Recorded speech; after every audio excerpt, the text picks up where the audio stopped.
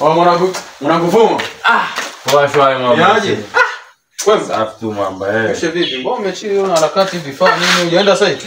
Mama mwenye nyumba yangu amenifungia hapa aisee, yani nilikuwa natoka kazini hapa. Mwanangu mimi hapo ndo bwana nazinguliwa na maisha ya kupanga mwanangu. Sasa bora au turudi kijijini mwanangu tukaangalie mishemishe huko. Sasa kijijini unaendaje naomba?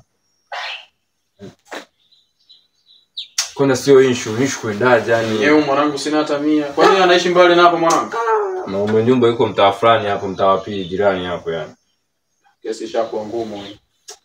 Kesi ishakuwa ngumu. Kwa mwanangu akubania. Yaani kapiga roki yani hapa yani unaona roki kabisa yani. Tunaje sasa mimi?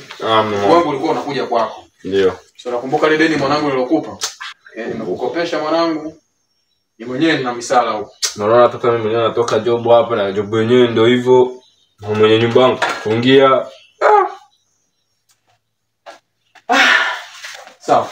Mimi mwanangu nakuvumilia. Ndio mamba. Leo Alhamisi. Ndio. Fika Jumamosi. Aise. Wao nitakuwa nimeshukuru mamba. Mimi nitajitahidi aise. Nitajitahidi nani unajua yani chini ya. Poa, mimi narudi. Poa mamba. Aisha haya bwana.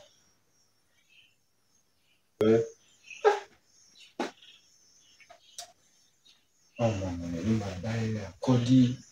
Shikaji wangu mwenyewe kaja hapa na dai yake. Sere.